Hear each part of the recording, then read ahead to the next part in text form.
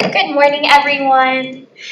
We're dabbling in for our 9:30 a.m. informational brief for the Committee on Culture and the Arts. It is Wednesday, January 14th, and we are in conference room 329, other side of the building, from where we normally are. But I'm so excited. We have a new year. We have a lot of great things that have happened through the SFCA, and I'm looking forward to hearing a little bit about the work that you folks have done, implementation, and we'll just jump right into it. So I'll toss it back to you, Director Ewald from the State Foundation on Culture and the Arts.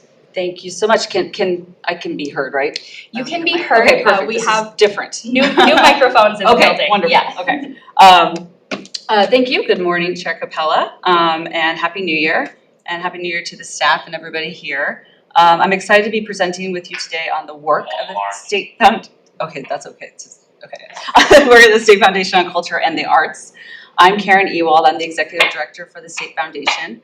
And I have been working in this capacity as Director of the Art and Public Places Program and now as Executive Director for a total of 11 years.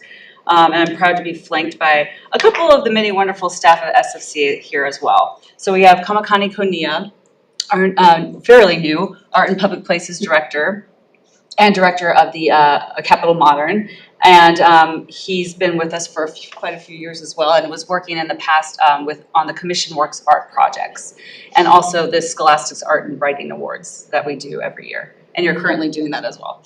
And then I also have Danica Rosengren, who's our Arts Program Specialist, focusing on arts education, programming throughout the state of Hawaii, which includes Artists in the Schools program, professional development for educators, and the Arts First Partnership. And she can talk more about that as well. Both of them are available to talk if you have questions. And I also want to note that also here in the room today and not on the SFCA roster is Gordon Wood, the head of the Public Works Department. He's been so gracious to join us in this briefing to speak to the Capital Pools project. He's much more heavily involved in that process. So this presentation is going to be comprehensive, but also as succinct as possible because I know we are all pressed for some time. But I thank you again for giving us the opportunity to speak. Okay, how do I do this? Okay, thank you. Sorry. So some important things off the bat to express to the committee is that the State Foundation on Culture and the Arts is a statewide agency, which means that we serve folks in all of Hawaii on all islands. So we make it a priority to ensure that we physically are present on the neighbor islands when we can be. And as part of our new strategic plan, we will be even more engaged in the communities. Another thing to emphasize is that community members are valuable assets for decision making. The community that we serve are on selection panels and committees to help State Foundation select those who apply for grants, programs, and even works of art for the permanent statewide collection. So we are a community-based decision-making agency. We have a board of commissioners across the island chain who oversee the policies of the State Foundation on Culture and the Arts, and they also represent every island. I will note that the commissioners approved the latest strategic plan, which is being implemented in 2025 to 2029. And to the point of community-based decision-making, we finalized the plan after hosting numerous listening sessions, surveys, and one-on-one conversations with stakeholders. And that was built, so the plan was built from the voice of the community. It's being designed right now and actually printed, so we're going to be really happy to deliver it to you guys when it's ready and post it on our website. So here's an overview of our programs. I'm going to go over the major ones here. We are the biggest funder of arts and culture in the state of Hawaii, and thanks to the legislature as well as the federal government for ensuring that we are. And we utilize a budget for many different kinds of programs. So our overall grants programming is multifaceted in the sense that we administer community grants to arts and culture orgs throughout the state. And you'll see the list of organizations here. So I'm just showing you actually pages from the annual report that is in its final stages. But this is a list of the grants, of the community grants, also known as biennium grants, that we funded last fiscal year 25. And so you'll also see, in terms of the grants program, we also have a folk and traditional arts program where the State Foundation provides grant money for cultural practitioners. to serve through apprenticeships or cohorts of students to continue to perpetuate cultural practices that they master. So you'll see that as well in here, as well as grants and aid. So we administer grants and aid. And the artists in schools. Okay, so this is a really robust program. It's a huge part of our programming, and you'll see here as I talk about the schools that State Foundation has served in fiscal year 25 from our annual report. Many schools through arts education. So just to inform people about the Arts in Schools program, it's their arts residency grants that provide engaging, creative, and fun learning experiences based on the fine arts standards for all grade levels through residencies with qualified, trained teaching artists. So many of these teaching artists integrate their art form with other core curriculum areas, such as language arts, math, social studies, and science, meeting both fine arts and other core standards. All state of Hawaii public schools and public charter schools, grades pre-K through 12, are eligible to apply. And Nikki can talk more about this current status right now on applications, if you guys are curious. So a residency consists of a minimum of 5 secondary or 8 elementary sessions by the teaching artist with the same core group of students. And they have to support the fine arts standards from the Department of Education. So they run the whole gamut of different art forms like dance, drama, theater, literary arts, mime, music, puppetry, visual arts, everything. It's really incredible. So we are currently serving 102 schools this current fiscal year. You'll see right now I'm showing you the last fiscal year. This current fiscal year, and the interest is definitely increasing. So we did get more applications than the prior year for this. So another thing with arts education, we also hold the Teaching Arts Institute and provide professional development for teachers and teaching artists. And the most recent efforts that Nikki has been spearheading in partnership with Honolulu Theater for Youth is programming for our neurodivergent populations with incredible art experiences tailored specifically for them.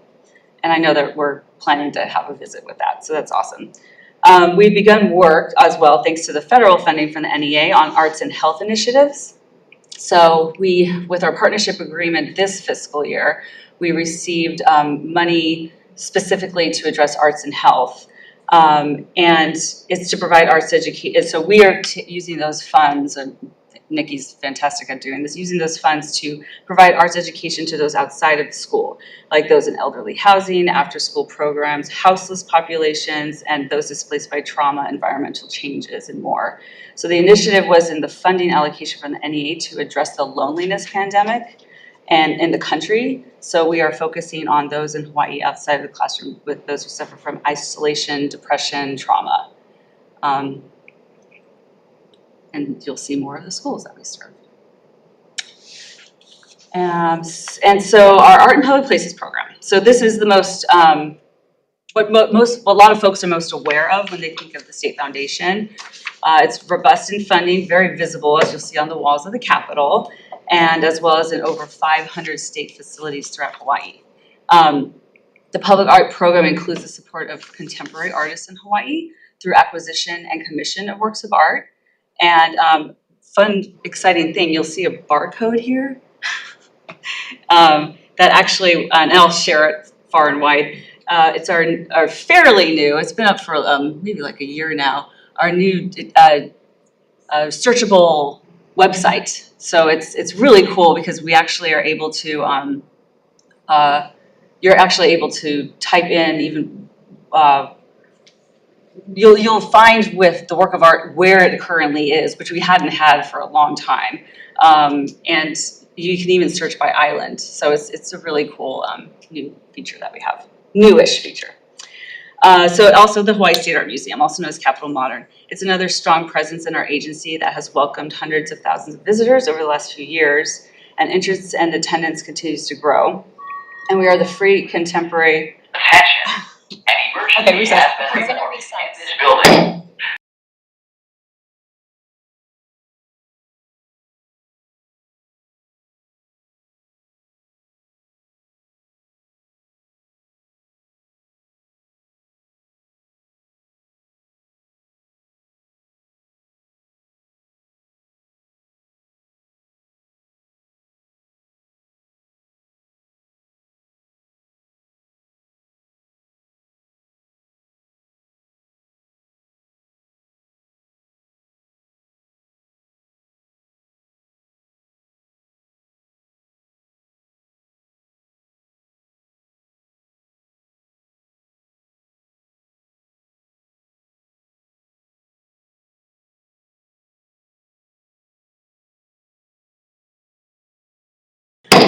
Okay, we're gaveling back in for our informational brief. This is still the Committee on Culture and the Arts. Quick interlude because we are having technical issues in the building and false alarms with safety. So Director Ewell, please continue. Yes, thank you so much. And I'll back up just a little bit. I was talking about the Hawaii State Art Museum, also known as Capitol Modern, and we have welcomed hundreds of thousands of visitors over the last few years. It's really become a huge gathering place on Oahu for a lot of local folks as well as visitors.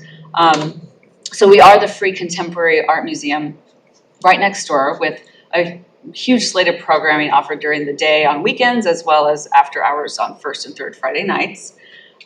We keep our focus local, so our focus is cultivating the local arts and culture scene. So showcasing the works of all different various forms of art from local artists is what we want to do on an active basis. In 2025, we welcomed 58,050 visitors and 3,400 students on their school visits. So that was really great. We continue to grow in attendance. We also continue to find innovative ways to activate the space. So we were a site in 2024 for the Festival of Pacific Arts and Culture, and we welcomed delegations to the front lawn, as well as showcased multiple practices from our community of Native Hawaiian practitioners and artists and creatives. So we intend to host future festivals like this on a much smaller scale than the Festival of Pacific Arts and Culture, and actually have been working with the folks that we worked with, the Hawaiian cohorts that we worked with at the Festival of Pacific Arts and Culture to bring to Capitol Modern something like this in the future. I'm hopeful that we can do it the following year. That's my hope. And last October we were a site for Phil Am Festival, which celebrated Filipino culture and heritage. We partnered often with Shangri-La and the LGBTQ Legacy Foundation to have unique events for their folks there. So it's a really wonderful place, and we're very, very proud of it. And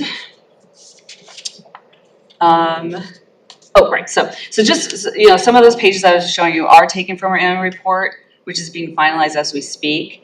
I'll make sure it's sent to everyone at the Capitol as usual, and we'll post it on our website and announce in social media. But we are going to go over in the annual report. You'll see highlights from fiscal year 25. You will see the strategic plan goals from the new strat plan for fiscal year 26-27, and you'll see a little bit about the Poet Laureate, Brandy, who's actually, her term is ending very soon, and we will be announcing a new Poet Laureate, which is great.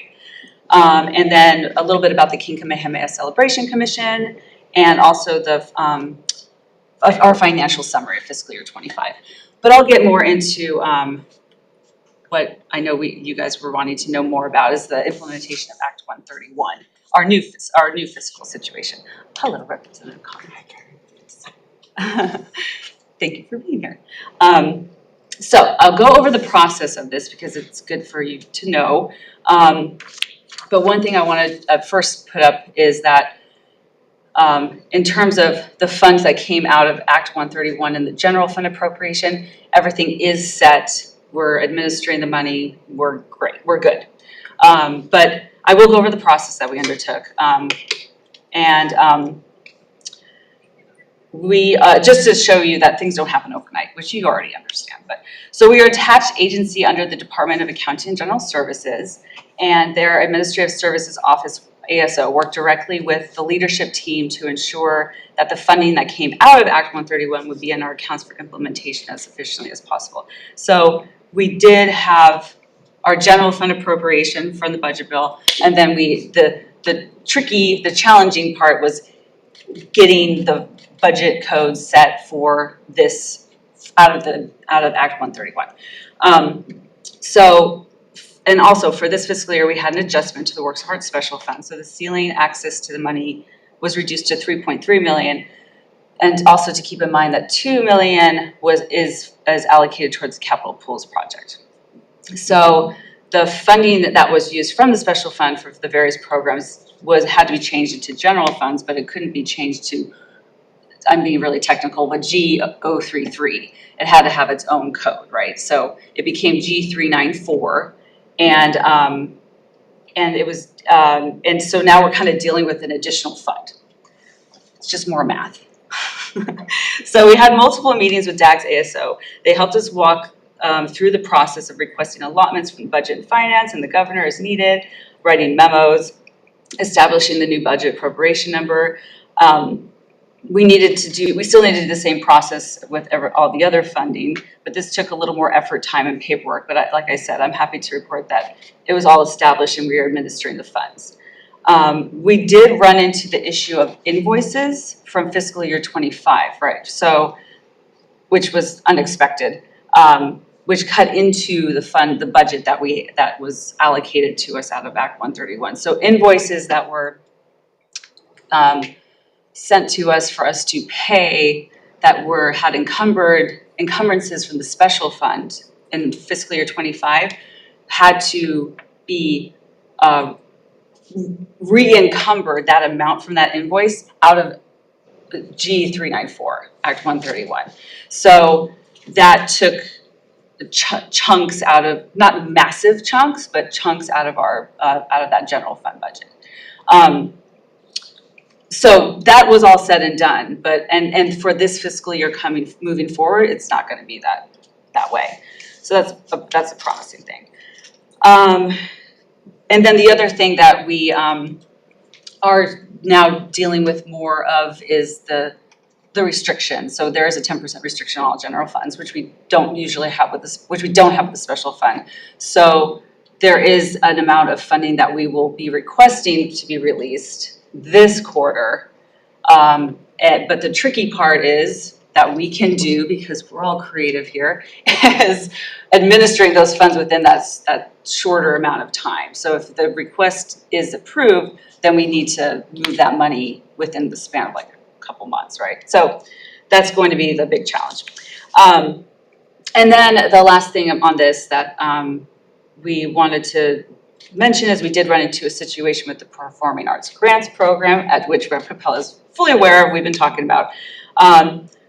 So the program was, from what, and I'm not speaking as a deputy AG very well here, but the program was, it put in the bill HB 1378 as its own unique program. So long story short, that needs then for us to establish new administrative rules. So, which is a lengthy process. So we were prepared to launch the Performing Arts Grants Program. We have everything set up and ready to go. We were going to administer the program similar to the programs that we do with the Community Grants Program under Chapter 9. But because of the need to establish new administrative rules, we need to go through that long process. Now, I am working with Rep. Capella on ensuring that maybe there's a better way to go about it, maybe through a measure or something like that. So we're diligently working on it, and we are very hopeful that we can move that money out. But I did want to let you guys know about that. And you're fully aware of that, Rep. Capella. And, oh, so this is basically, and sorry about the graph. I'm so bad at graphs. So here is our current budget. In the annual report, you will see the budget from last fiscal year. It has changed, so I really just want to focus on this one. And I did have...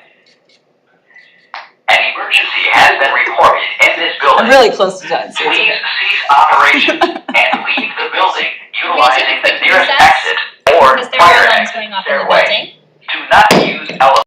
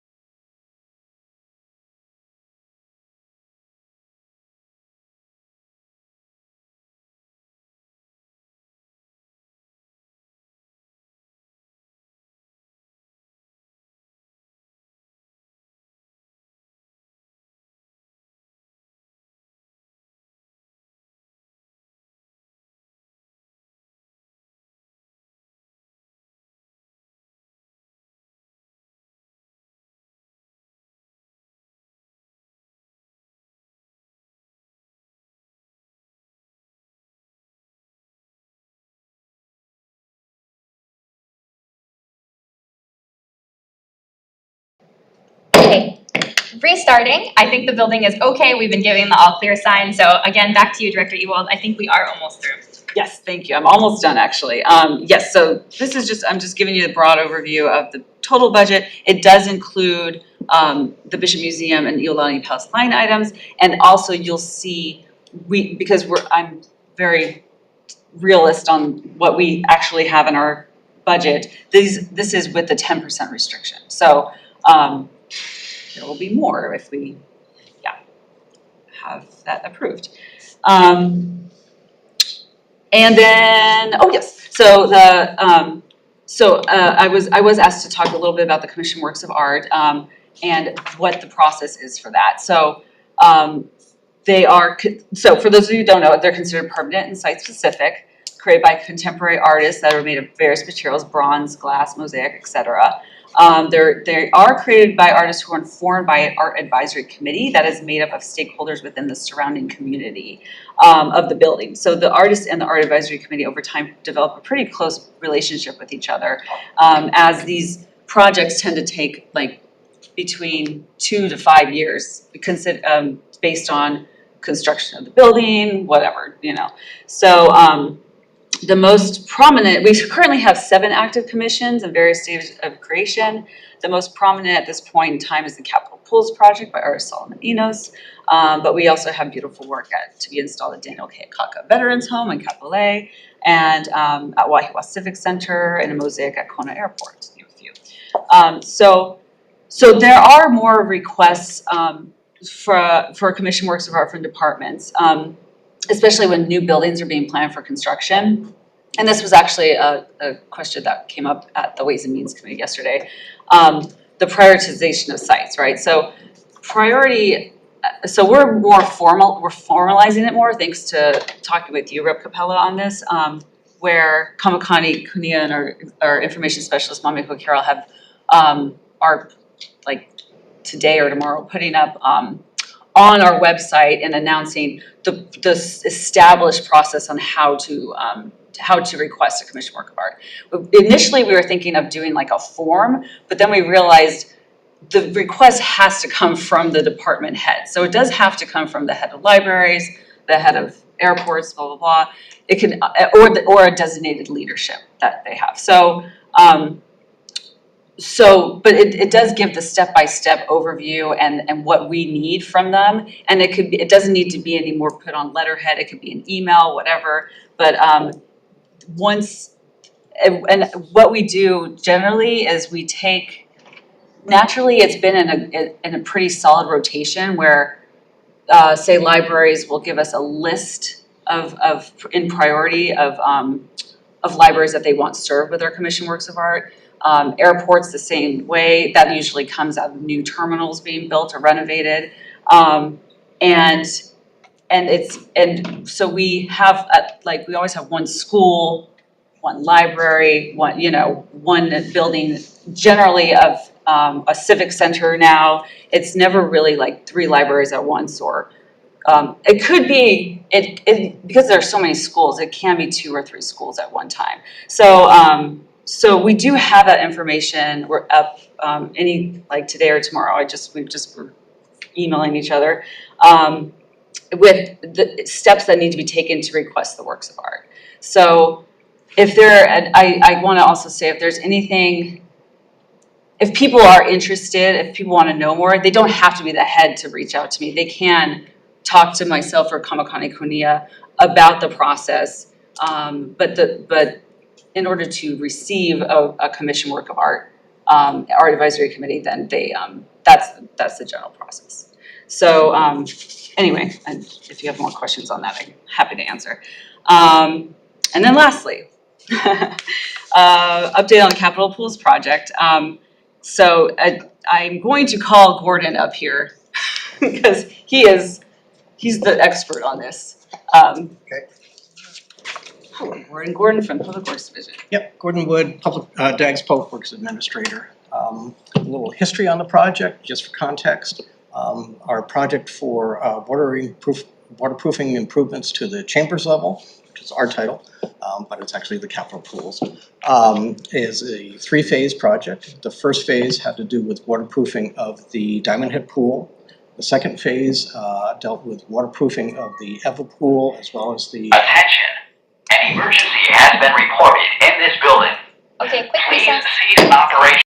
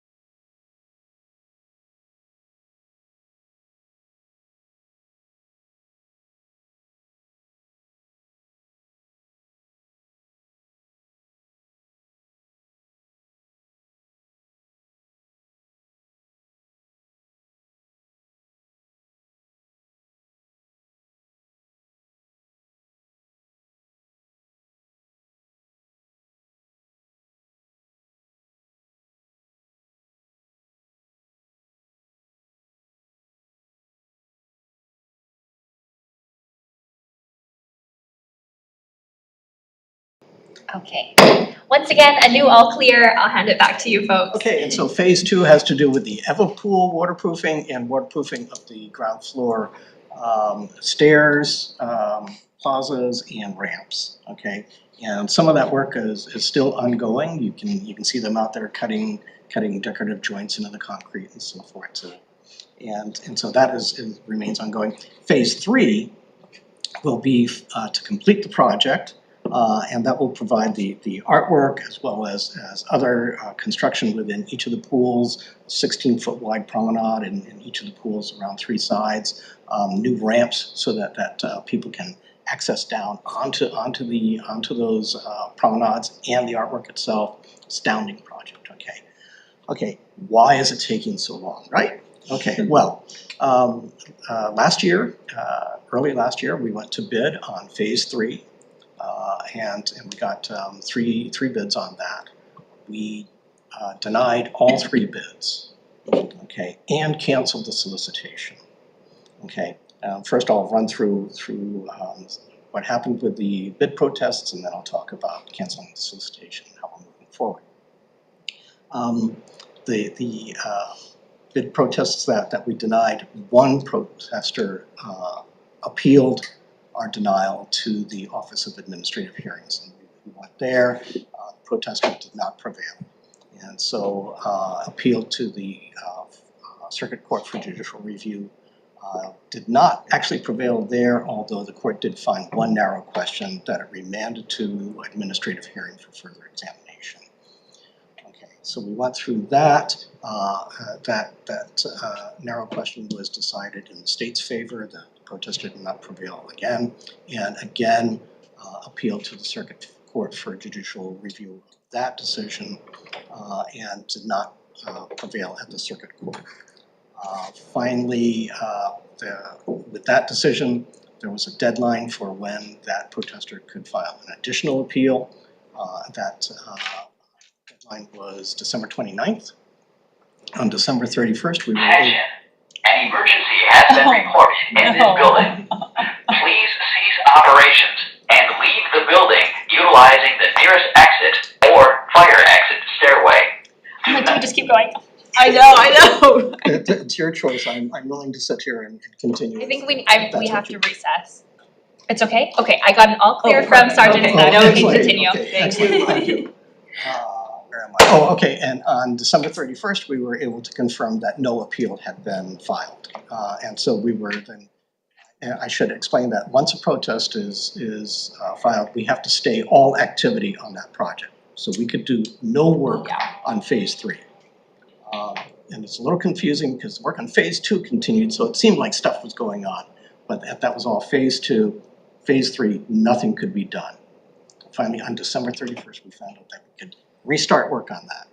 Okay, and so since that time, we have been working on the new solicitation for that. And why did we cancel the original solicitation? For the original solicitation, we were looking for bids to do all of the concrete work and all that kind of stuff, and to install the glass panels that constitute the artwork. But the glass panels would have been purchased by the state separately and just provided to the contractor for that installation. Normally in our construction contracts, not normally, always in our construction contracts, we require the contractor to post both payment and performance bonds, and both are in 100% of the contract value. The glass supplier that we were going to purchase the glass from could not post bonds like that, which would leave the state at significant risk, because we were talking at that point about $10 or $11 million. That's a big risk if we don't have some sort of surety. Okay, so we decided that it would be in the state's best interest to have the contractor purchase the glass from that glass provider, and then we could rely on the contractor's payment and performance bonds. Okay, but in order to do that, we had to cancel the original solicitation for phase 3 and write a new solicitation for phase 3. And so we are working on that new solicitation in earnest after having had to put aside that work for almost a year. Okay, And we expect to rebid or rather resolicit for that job in March. Okay.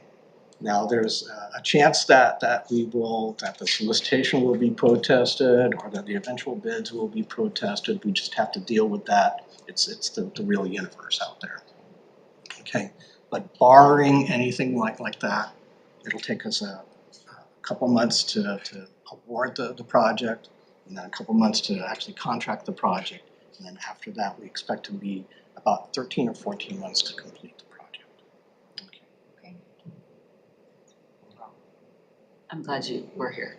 Okay. Yeah. I want to be respectful of your time and I don't want you to have to sit through. I'm going to ask a couple of Yeah, questions if that's and possible. actually, watch this. Thank you. Perfect timing. So where does that keep us with the original timeline of? Oh, the original timeline, it's out the door. it's PAL. And actually, the original timeline expired in December of 2025.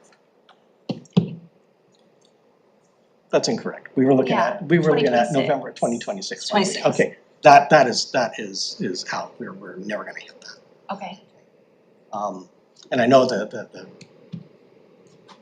some of the state's major decision makers had a lot riding on that deadline, and he has been informed that deadline is no longer real and has accepted that. Okay. Do you have an estimated timeline? As I say, 14 months from March. a couple months to award, a couple months to contract, and 13 or 14 months to actually complete the job. Okay, so it's at this point it's still a rolling calendar, okay, because of the potential for protests.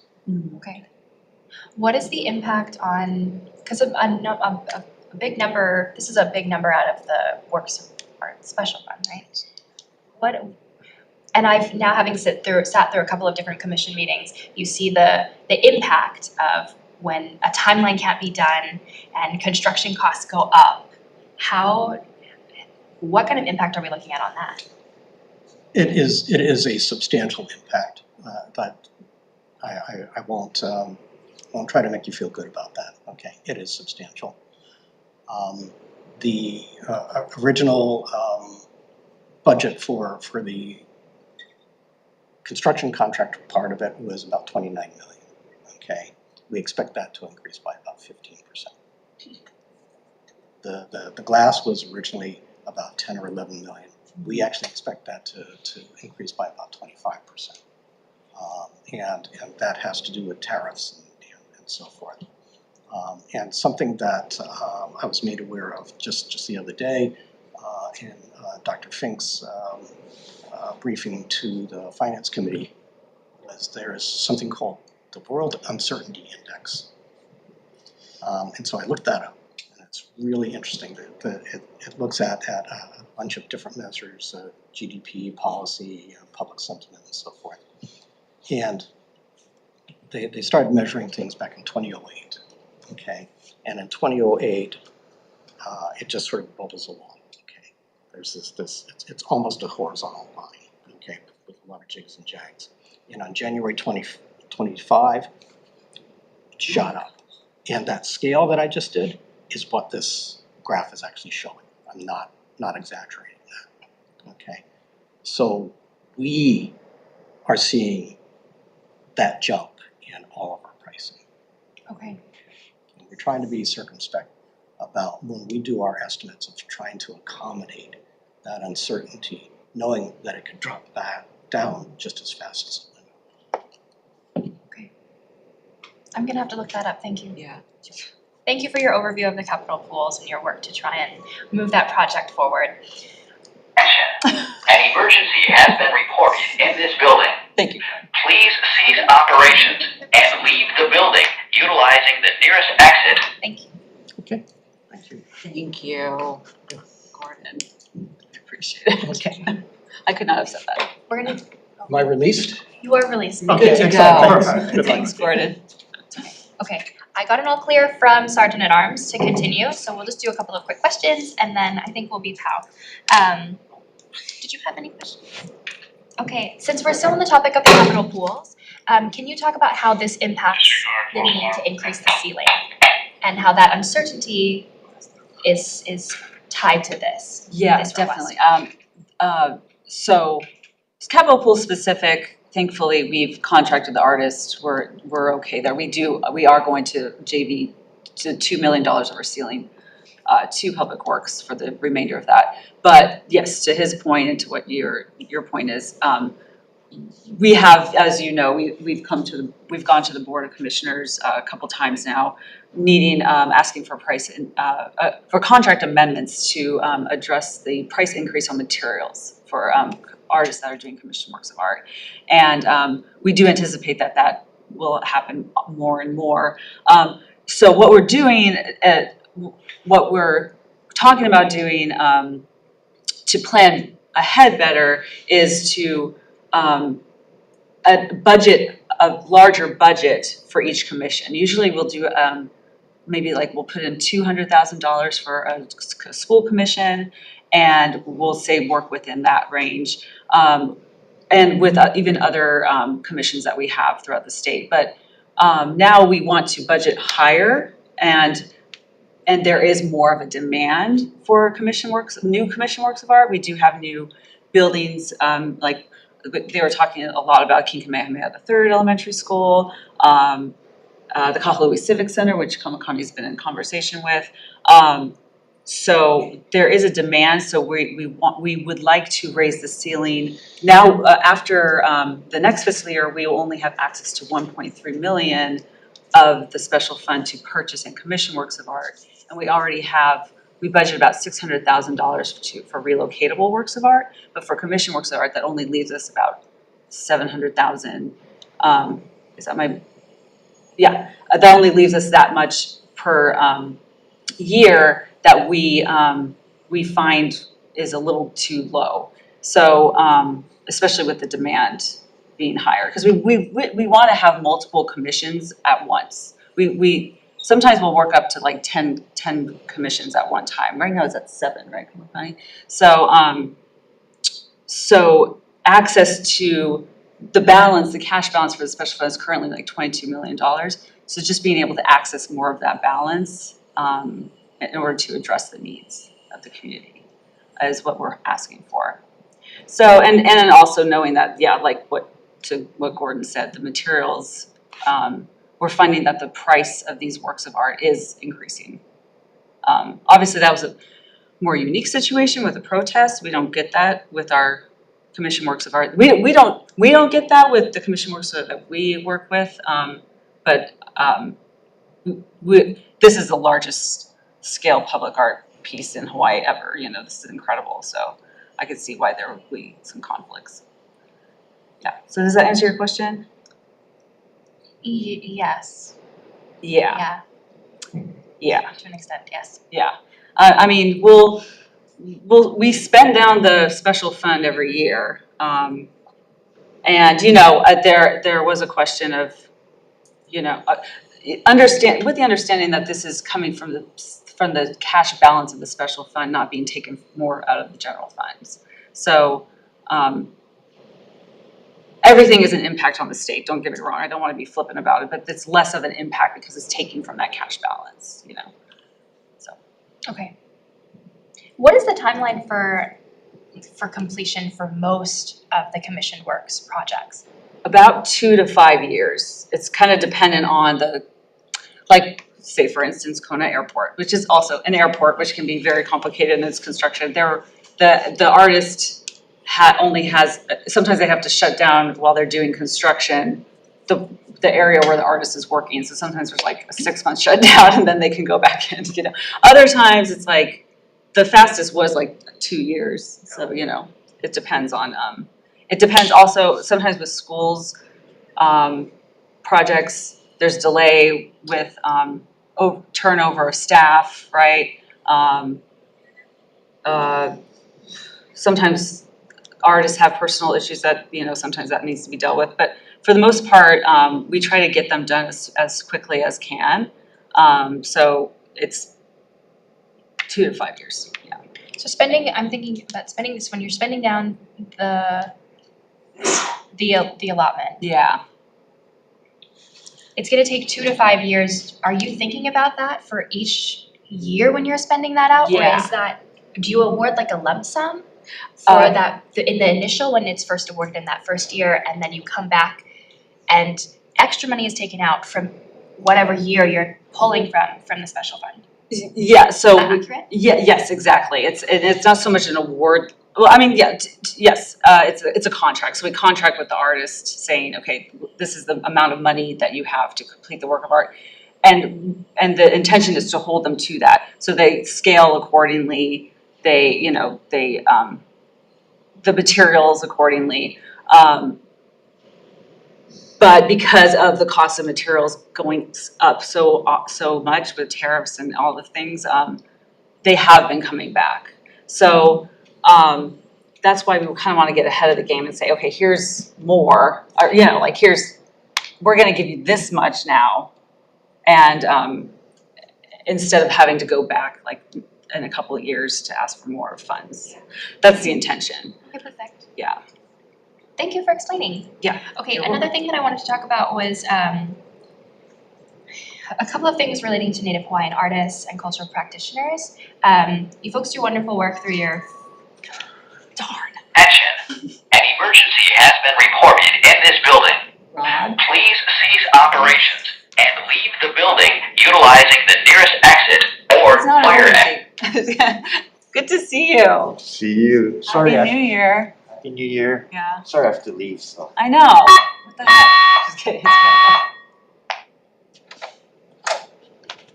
Okay, I think. Okay, Okay. we're getting it okay, so we're gonna keep going. Yes. Can we talk a little bit about supporting Native Hawaiian artists, whether it's through your folk and traditional grants, or it's through really shifting what we're looking at when we are doing the purchasing for new works of art? How are you folks expanding to try and support local artists, not necessarily just visiting artists that are coming through? Yeah. And what kind of processes are you taking to expand that? Yeah, so we're really happy to report that we have increased support monetarily of specifically Native Hawaiian artists. One thing I want to back up is most of the works of art that we purchase from artists in Hawaii, commission, and as well as just the general support that we give is for Hawaii residents artists, right?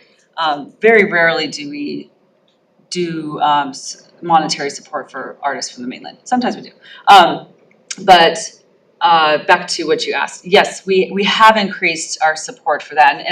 And how have we done that? Basically, it took over the course of the last 6 to 7 years more outreach. So it really took the amazing staff that we have, and I can't tell you how happy I am that we have such a great team to actually turn the table a little bit and actually be more outward facing. So, and that really just took our curator reaching out to different galleries and us actually connecting with Native Hawaiian curators and artists. The teaching artist roster being more reflective of the community that it serves, right? And that just took a lot of conversation, outreach, gatherings. And so, and it is quantified for sure, but out of that, and it took many, many years, it took some hard conversations, but now we are going to more gallery shows that are more diverse. We are diversifying the teaching roster. It is community-based decision-making, these panels that we select in order to support, but it's in the narrative. So, and it's hard, does that make sense? It's like, it's a way for us to consciously and verbally express the intention to support Native Hawaiian artists. I know there's conversation, and I totally agree with it. Even during our development of the strategic plan, that to keep in mind that this is a multicultural state, very multicultural state, and to always put at the forefront intention to support Native Hawaiian artists, but also knowing that there are other cultures that we need to be aware of, especially not just especially, but including the Pacific diasporic cultures here. So, and it really a lot of it came to this really celebratory fruition during the Festival of Pacific Arts and Culture, because what we did was contracted multiple Native Hawaiian orgs to come in and kind of take over essentially Capital Modern and showcase the kind of work that they've been doing through our funding, as well as funding from the National Endowment for the Arts and other private funding. So yeah, and we'll continue to do that, but I think there's also conversation and intention to ensure that other cultures are being supported as well. So yeah, does that make sense? Okay, that was great, thank you. Thank you so much. Okay, I think we're pushing close to an hour, so I think we're going to adjourn. I appreciate, and just a little bit of overview as well, I think it's really important to do informational briefs at the beginning of every legislative session. I think it helps inform the work that we do as a committee, and it also helps us be able to work better and more collaboratively with the needs of the foundation or the agencies that are within the scope of the committees. So I really appreciate you folks being here. I appreciate your staff coming and the conversations that we've had continuously to try and work to address whether it's hiccups from previous legislation, or it's to just strengthen the foundation and access to arts as a whole and access to arts education. So thank you again, Director Ewald and your team, and to our tech team as well for trying to work through the technical difficulties. I appreciate everyone. We're adjourned. Thank you.